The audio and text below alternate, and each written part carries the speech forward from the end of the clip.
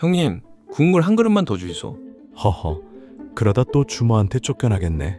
어스름한 저녁, 주막의 마루 끝에서 웃음이 터졌습니다. 오늘도 수고한 길손들의 피로를 푸는 한 사발의 국물, 그리고 그 옆에 묵묵히 술을 따르던 한 여인, 그 이름 주모였습니다. 조선의 길목에서 만날 수 있었던 가장 강인한 상인이자 수많은 사연을 품었던 여인이었습니다. 조선시대 전국을 잇는 고갯길과 나루터, 장터 한켠에는 언제나 주막이 있었습니다. 지금으로 치면 식당, 술집, 여관이 합쳐진 공간이었죠. 하지만 단순한 장터 상점이 아니라 길 위에 인생들이 숨을 고르고 다시 걸어갈 힘을 얻는 잠시 멈춤의 공간이었습니다. 문경세제 고갯마루에도 섬진강 물 한 개 깃든 나루터에도 비를 막기 위해 대나무로 엮은 차일 아래 언제나 그곳엔 술 따르는 주모가 있었습니다. 고갯길 내려오느라 힘들었지? 막걸리 한 사발에 국 하나면 피곤이 쑥 내려가요. 냄새가 아주 진국이네. 요즘 주모들 중에 이 솜씨는 흔치 않아. 말 곱게 하면 안주도 곱게 나간다 했지. 빈대떡에 육포 한 점 더 얹어주지. 허름한 마루에 앉아 뼛속까지 스며드는 국물 한 모금.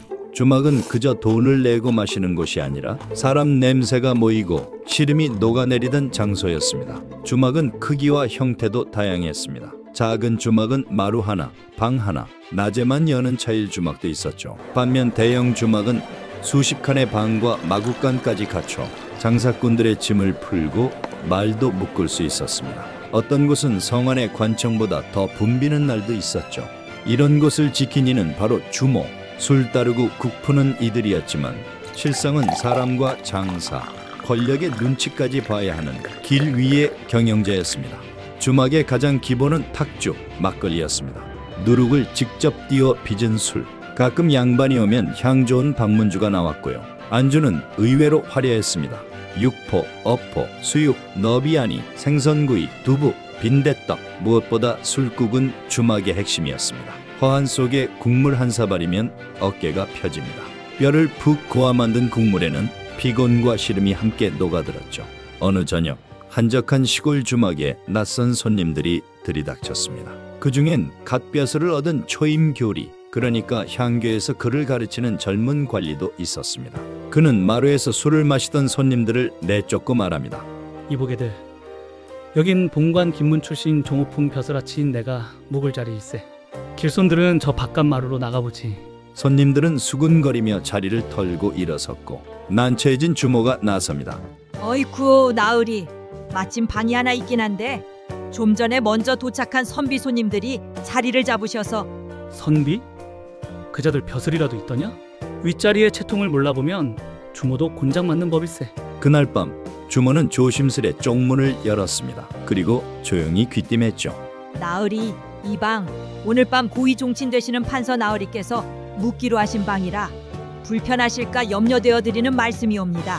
잠시 정적이 흐른 뒤 교리는 말없이 짐을 들고 나갔습니다. 그 일은 며칠 뒤 조정에까지 보고되었고 그 젊은 교리는 파직됐습니다. 조선의 주막, 단지 술을 파는 곳이 아니라 계급이 작동하는 공적 공간, 때론 정치의 논리가 뿌리내린 작은 무대였습니다. 주모는 알고 있었습니다.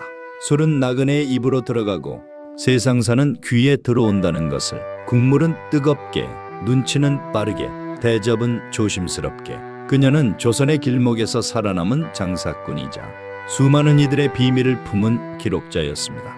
세상이 시끄럽다 해도 술 따를 손은 바빠야지. 나는 오늘도 이 자리에 있어. 길 위의 사람들처럼. 주막은 술을 파는 곳이었지만 그 안에서 권력과 신분, 생존과 인간의 민낯이 오갔습니다. 조선의 가장 작은 마루, 그곳에도 역사는 흐르고 있었습니다. 술은 백성의 기쁨이자 동시에 나라의 근심이었습니다. 조선의 길목마다 자리한 주막, 어떤 날은 길손의 피곤을 풀어주는 따뜻한 쉼터였지만 또 어떤 날은 관의 칼날이 들이닥치는 위험한 무대가 되었습니다. 이놈들! 금주령이 내려진 줄 모르느냐? 당장 술독을 깨부숴라! 술독이 깨지며 술이 흘러내립니다. 주모의 얼굴은 창백해집니다. 나으리, 저희는 그저 손님들 목을 축여드린 것뿐이옵니다. 백성의 술파는 곡식을 축내고 나라 기강을 해친다. 곤장 맞을 각오나 해라. 조선 왕조는 전쟁이나 재난, 국상이 있을 때마다 금주령을 내렸습니다. 실록에는 금주령이라는 말이 수백 번 등장할 정도였습니다. 특히 영조 시대에는 단속이 혹독했습니다. 영조는 술을 단순한 풍속 문제가 아니라 국가 기강을 무너뜨리는 중죄로 보았습니다. 남대문에서 금주령을 어긴 백성을 직접 참수하게 했다는 기록까지 남아 있습니다.